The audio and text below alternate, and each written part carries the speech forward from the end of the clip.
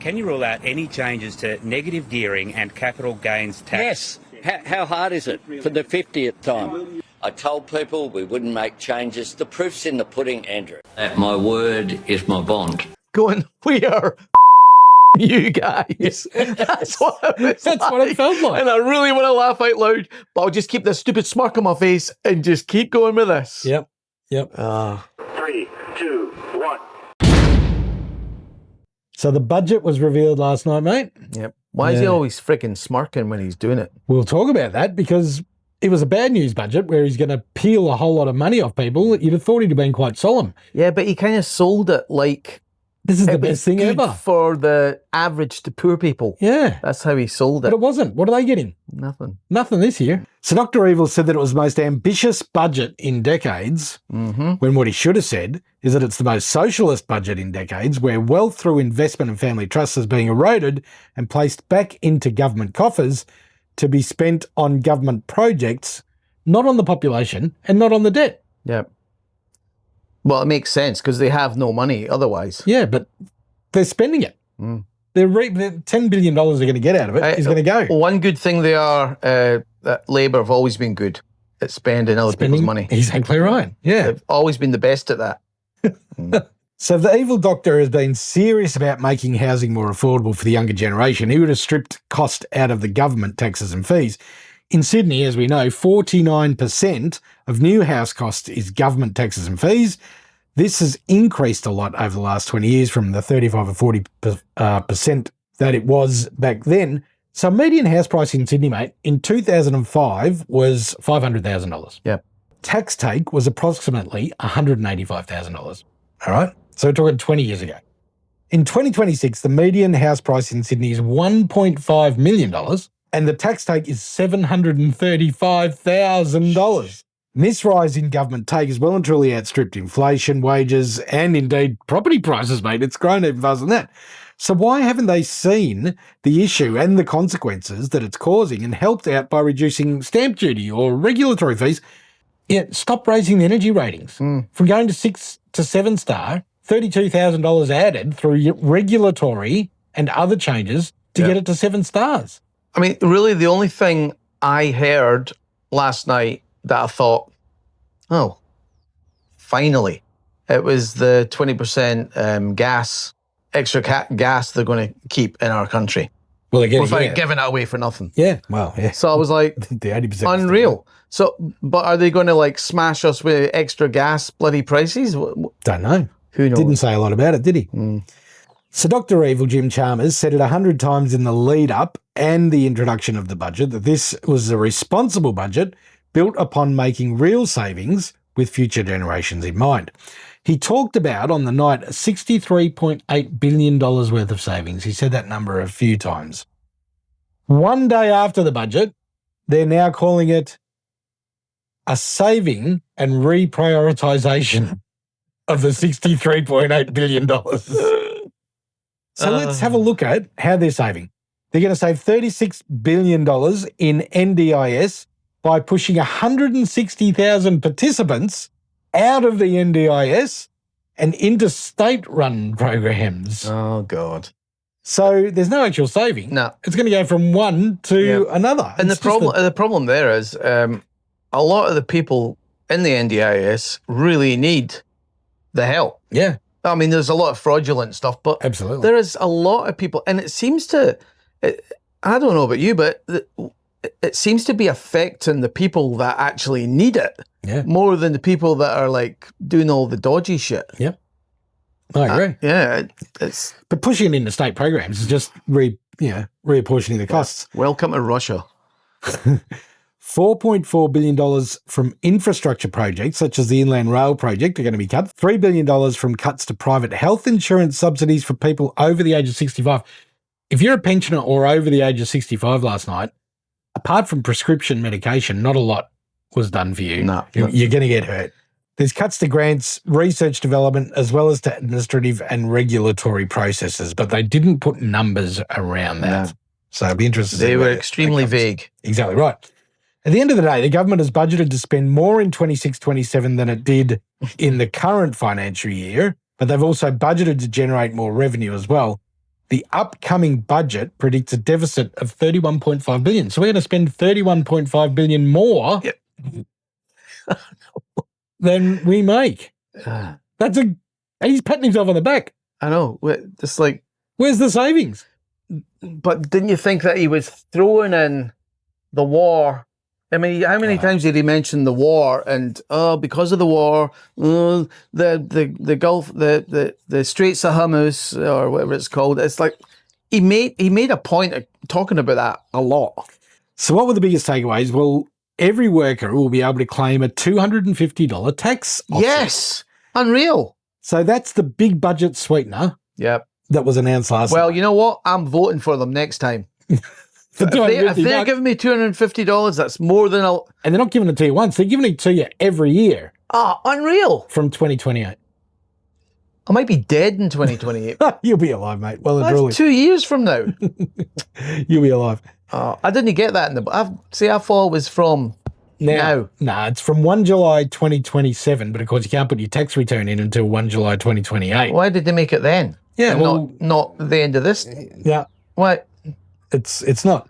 That will go hand in hand with $1,000 in expenses that can be claimed without a receipt in the upcoming financial year. So there is $1,000 you can now claim back in deductions. You don't get $1,000 back, but you'll get about... so you can claim that without having any proof of any receipts. anything? Yep. Can you claim it? Can you claim it like 10 or 12 times? No, once. Damn. Yeah. I knew there was a bloody catch. There's also changes to income tax that are coming. So the lowest marginal tax rate will fall from 16% to 15% from 1 July 26.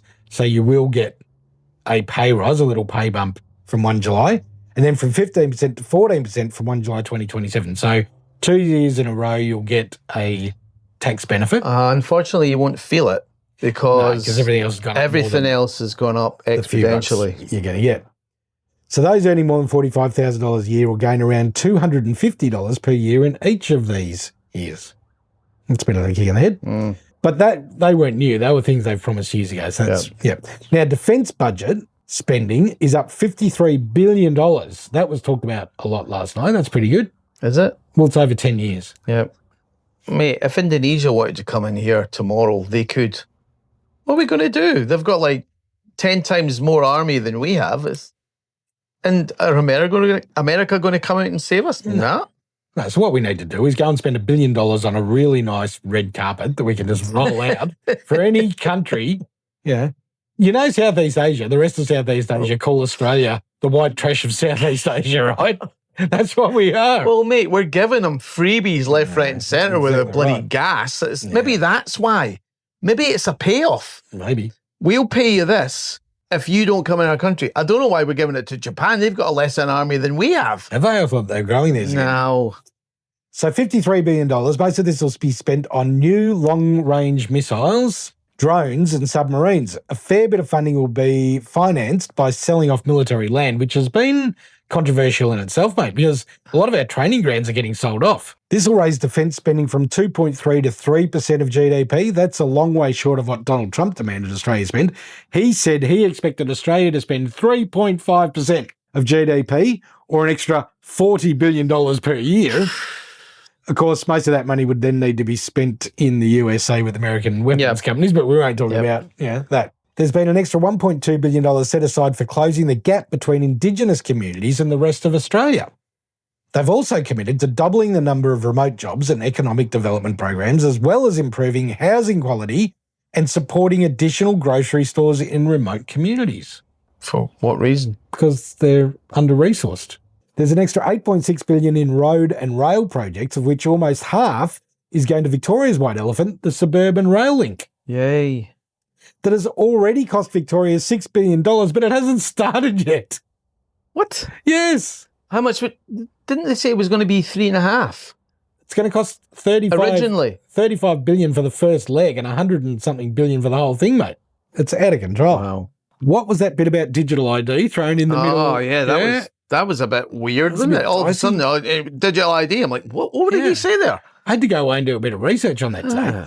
So a little bit hidden, the government has committed $654.3 million over the next 4 years to expanding the Australian government digital ID system and the My ID platform, targeting a Tell Us Once model to simplify access to over 255 online government services. Oh, so it's going to help us. Us. Ah, it's helping us. Helping them to know everything about us. That's exactly right, mate. So digital ID will remain completely voluntary, but we can foresee a future where denying of access to services will come to the fore if you do not submit to one. No, I won't submit. No services for us. And what about poor aspiring EV owners, mate? I mean, everybody that ran out and bought an EV, even they've been twice. The 100% fringe benefits tax exemption on leases is to be phased out, replaced by a 25% FBT discount for all eligible EVs priced below $75,000, which is the luxury car tax. So basically threshold. that leaves us with the Chinese EVs. MG, BYD. BYD. Which is, my brother-in-law's got one of them. He loves it. He said it's brilliant. He said, so high tech. Great. let's see what it's worth in 3 years, mate. Yeah. Bad luck if you already had an eye on a Tesla, because that's now out, or a Merc, or a Beamer. This is now... Well, they're all luxury cars now, aren't they? Because, Well, they're all like exactly 75 is probably the cheapest one. Well, more, exactly right. This has been done so as they don't have to introduce a road user charge for EV drivers. For now, they said. For now. I think they should have brought that in. Yeah. We pay fuel excise on our diesel. Why don't they pay a road user charge? Yeah. The biggest changes came in the way of changes to investment property and trusts. So despite Albo saying, for the 50th time, we will not be touching that. Can you rule out any changes to negative gearing and capital gains tax? Yes. How hard is it for the 50th time? I told people we wouldn't make changes. The proof's in the pudding, Andrew. That my word is my bond. Nothing will change. Yeah, but it did. He lied. He's a very, very, very good liar, mate. No, he isn't, because he gets caught out all the time. We have to change for intergenerational reasons. What the... What? I'll get to why that is not the case in a minute. So capital gains tax has been wound back to the 1990s, where it will now be calculated on a cost-based indexation method. And how did that go the last time? It didn't. It was too confusing. It added to the bureaucracy of the whole thing, mate. So they'll have to employ another 100,000 people. Exactly, to work out what the hell it is. So they'll tax real gains after inflation for assets held over 12 months. So every year you'll need to go and get a valuation of your property, and then you'll have to get an accountant to work out what everything means. Yeah, every year was, because who's going to remember? If you've held it for 10 years, you have to get an accountant to tell you what you're... Yeah, every year. So a minimum of 30% tax rate will apply on all capital gains, whereas that's always been tied to your income tax. So that'll impact lower earners the most. So gains after 1 July 2027 on existing properties are not grandfathered. You're going to have to pay. The new calculation method will apply. So biggest losers here are those that are approaching retirement. They might be working less hours, or they might have a lesser paying job because it's harder to get a job when you're in your 60s. Yep. You might be working... So like you. Yep. You might be working a casual job, or you might be working at a Woolies or a Bunnings. Or KFC. Or KFC. Yep, whatever it is. Like you. No, I couldn't work at KFC, mate. There would be nothing left for the customers. No KFC. It would be disaster. So bad news for them, because their tax rate isn't necessarily in the upper brackets. Negative gearing has been limited to new homes going forward, with current investment properties grandfathered. So that's good. Now, of course, negative gearing only comes into effect when the rent doesn't cover the interest on the mortgage repayment of the investment property.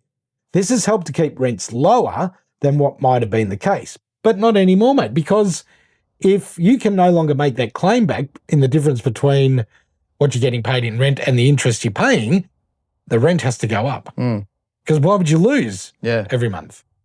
See, I thought negative gearing was also for when you had to, say, replace a carpet and then that comes off your... So if you spend 15 grand on a carpet or put a new kitchen in that costs 20 grand, that then comes off your... That's nothing to do with negative gearing. Really? The only way that impacts negative gearing, I'll get to that in a second. The only way that impacts your negative gearing is if you borrow money to do that, and then you pay interest on it, and that adds to the interest on your loan. See, well, I would be borrowing money to do that. I wouldn't have a spare 20 grand there to put a new kitchen in. Yeah. So what you're talking about, when you buy a carpet or even when you buy a brand new house and everything's new, you get a depreciation schedule, and whatever amount is on that depreciation schedule that year, and it falls away each year, you can deduct from your income tax. Right? But there's a catch on that, because when you go to sell your property, that depreciation schedule value is actually added back on. No friggin' way. It is. So you lose it at the end. You get a gain while you're each year that you're claiming it. Has that always been the... Yeah. That's so shit. Yep. So when you sell the house, it gets added onto the property and you pay. So if you like actually start having a house at 20 years ago and then keep adding and making it better and better and better, and you've spent maybe 100 grand on it in 20 years, that gets smashed back to you. Yeah. Yeah, but you pay tax on it because you've got it tax-free at the start. But at the end... That's so shit. Yeah, well, that's just the way it is, mate.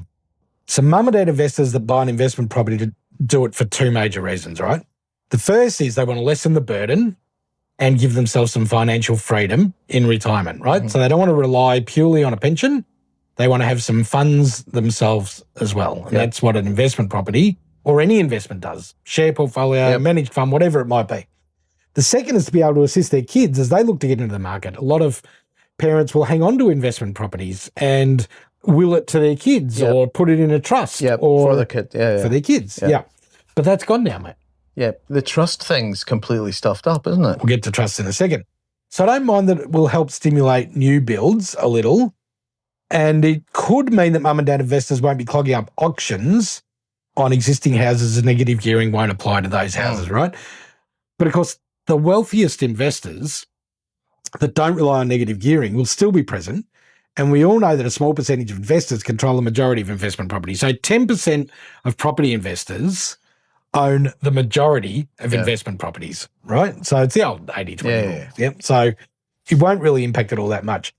The government has forecast that this could see the increase in the cost of housing slow, not reduce, slow by as much as 2%, and potentially save a prospective buyer up to $19,000 in 2 years' time. I don't think so.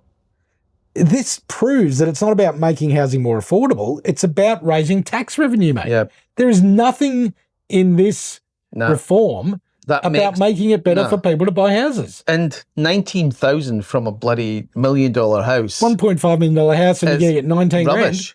grand. It's rubbish. Absolute rubbish. Yep. No wonder he's got a stupid smirk on his face while he's telling everybody. He knows he's ripping everybody off. Yep. Sorry for him with his $400,000 a year wages and whatever else he's getting from all these lobbyists. One of the few Labor front benches that doesn't own a bloody investment property. Exactly right. Yeah. Because he's a real communist. Well, he's not even a Fabian. Isn't he? He sits on the right side of the Labor Party. I'm not. There's something about him that he's on. Yeah, he's evil doctor, mate. That stupid smart. As for family trusts, this is another crack at wealthy earners, pure and simple. The changes have been designed to tax those that have been moving income from high wage earners to lower wage earners. So you open a trust, you're earning $300,000 a year and paying a lot of tax. Your wife works part-time or casual and only earns, say, $15,000 a year. She pays a lot less tax than you. So you give a part of her income part of your income in the trust to her, balance off the tax, you lose a bit of your upper tax bracket, etc. You can see where we're going. Now there's an introduction of a minimum of 30% tax, which will make this far less attractive. Yep. So it's a grab for more revenue from those the government believe can afford it. But the benefits in this budget, at least, aren't flowing on to those that can't afford it, mate. No. And to be honest, most of the people that will suffer the most in this aren't the one that can afford it. They're mum and dad investors that maybe have one investment property. Yep. We're not talking millionaires here. Yep. We're talking about people who are just trying to set themselves up for a better future. The issue I've got here is that it hurts the mum and dad investors that might have one investment property or a managed fund portfolio. Remember that capital gains tax, mate, it doesn't just apply to property. Everything he said last night was about property. But it's not about property. It applies to shares, crypto, artwork, jewellery, gold, silver collections, vehicles, so everything. A lot of these younger people that are getting into they're not going down the same property way. track. The property, they're buying like gold, silver, the crypto. And they're going to get smashed as well. Correct. It's like, how is this beneficial to anybody that's trying to better their environment and get a leg up? Yep, exactly right. Exactly right. Dr. Evil's banged on about increased fairness, that this is an intergenerational change targeted at getting more young people into housing, and that is simply not the case. Bollocks. Every young person that has invested in crypto or gold or shares, like you said, will be hit harder by these changes. No one wins here except the Albo Yep. and Chalmers. Yep. Nobody else wins. Meanwhile, our debt continues to spiral out of control, mate. Yeah, it's mental. That means our repayments grow. That means that there's less money to spend on the basics like potholes and hospitals being refurbed and, all of those things, meaning more tax grabs will need to be introduced down the track as our spending continues to grow. There is not a surplus in sight. No. It's deficit after deficit after deficit. Yep. And 30 billion plus every year. And you can see why people are leaving and going to the likes of Thailand and Vietnam and Bali and just setting up shop there. Yeah. And a lot of them can still do their job via computer. Yeah. It's like, why wouldn't you? Yeah. You can live there, like, you can live the lap of luxury in another country. And why would you stay here? Yeah, I agree. Why would you invest in this country? Yep. Because the country is not invested in us. No. And it's quite obvious. Won't be. No. Exactly right.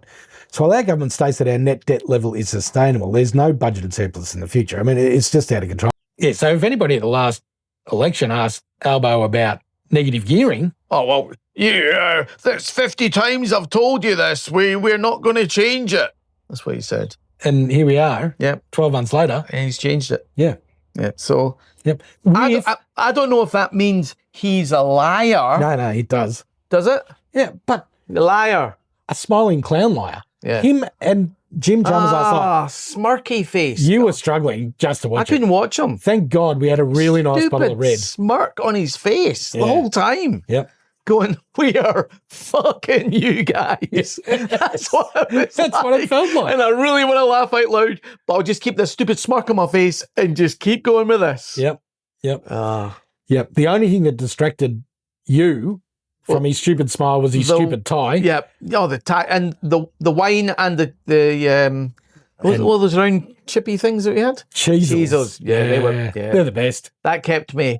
You gotta have a quality cheese on them with a quality red wine. Well, when you said cheese, I thought you were meaning you were going to bring the cheese out, and I thought, did. Yes, cheese. Cheezels. But you brought cheezels. What a wine that was last That night. was a nice one. It was a nice Very one. nice So we're doing that again.